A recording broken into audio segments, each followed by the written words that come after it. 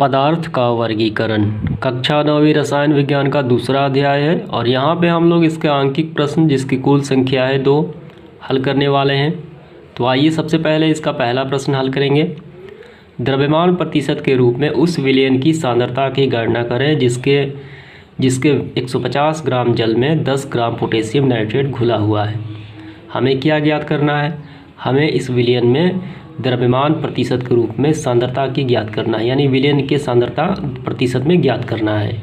तो सबसे पहला काम हमें करना है कि जो यहाँ पे दिया गया है हम यहाँ इसे नोट डाउन करेंगे। तो यहाँ देखिए इस पूरे विलयन में कितना जल है? जल की मात्रा है 150 ग्राम, ठीक।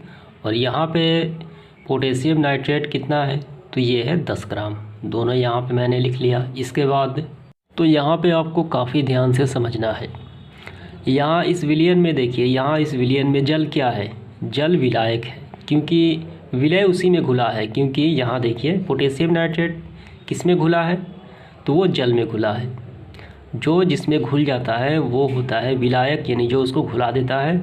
और जो घुलने वाला पदार्थ होता है उसे कहा जाता है विलय, यानी पोटेशियम नाइट्रेट विलय है। और ये जो विलय है ये किस में घुल रहा है? ये जल में घुल रहा है, तो ये विलायक हो गया। बनाते हैं विलयन बराबर विलायक प्लस विलय कहा जाता है विलयन, ठीक है। तो यहाँ पे विलयन की पूरी मात्रा कितनी हो जाएगी? तो विलयन देखिए, विलयन बराबर विलायक कितना है? तो विलायक है यानी जल कितना है? 150 ग्राम। यहाँ देखिए तो ये हो गया 150। विलय कितना है? यानी पोटेशियम नाइट्रेट की मात्रा कितनी है? 10 ग्राम। तो टोटल कितना हो गया? टोटल हो गया 160। टोटल हो गया 160। अब हमें क्या निकालना है? ये तो विलयन की मात्रा हो गई। अब हमें इसी विलयन में इसकी द्रव्यमान प्रतिशत के रूप में ज्ञात करना है। द्रव्यमान प्रतिशत के रूप में सांद्रता ज्ञात करना है इस विलयन का। तो यहाँ हम लिखेंगे, यहाँ देखिए द्रव्यमान प्रतिशत के रूप में विलयन की सांद्रता, विलय की मात्रा जो उसमें घुला हुआ है और टोटल विलयन।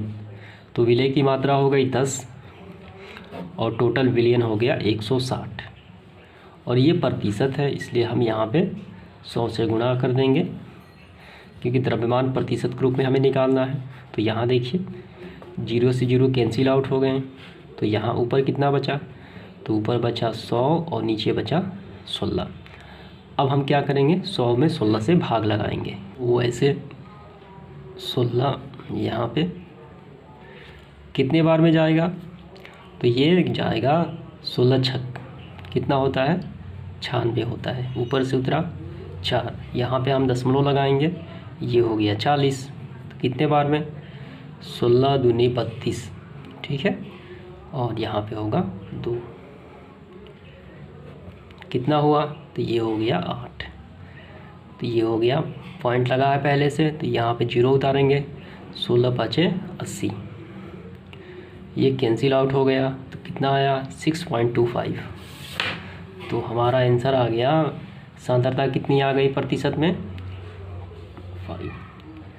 6.25 प्रतिशत। तो यही हमारा फाइनली आंसर हो जाता है इस प्रश्न का। तो इसके पश्चात हम इसका दूसरा प्रश्न हल करेंगे।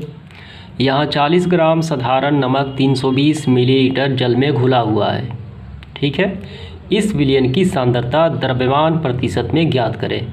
ये बिल्कुल पहले जैसा जो पहला नंबर प्रश्न है ठीक वैसा ही है।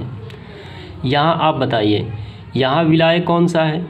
यहाँ विलायक है जल, क्योंकि नमक हो गया विलय जो जल में घुला हुआ है। जो घुला दे वो विलायक, और जो घुलने वाला हो, जो पदार्थ जो घुलने के लिए तैयार हो वो विलय होता है। और दोनों होता है विलयन, यानी विलय प्लस विलायक बराबर विलयन। तो सर्वप्रथम जो दिया गया है यहाँ पे हम लोग नोट डाउन करेंगे, उसके बाद हल करेंगे। तो यहाँ देखिए नमक की मात्रा कितनी है, यानी विलय कितना है? 40 ग्राम। और जल की मात्रा कितनी है, यानी इस नमक को घुलाने वाला कौन है? विलायक है। तो इसकी मात्रा है 320 मिलीलीटर।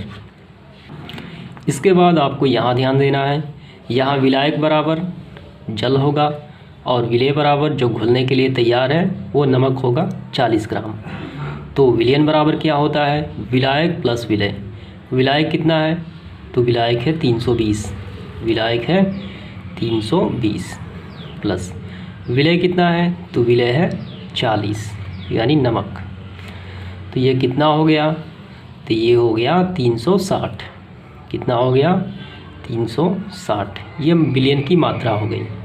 हमें द्रव्यमान जो सांद्रता है वो बिलियन की, वो प्रतिशत के रूप में निकालना है। यहाँ देखिए, ठीक है।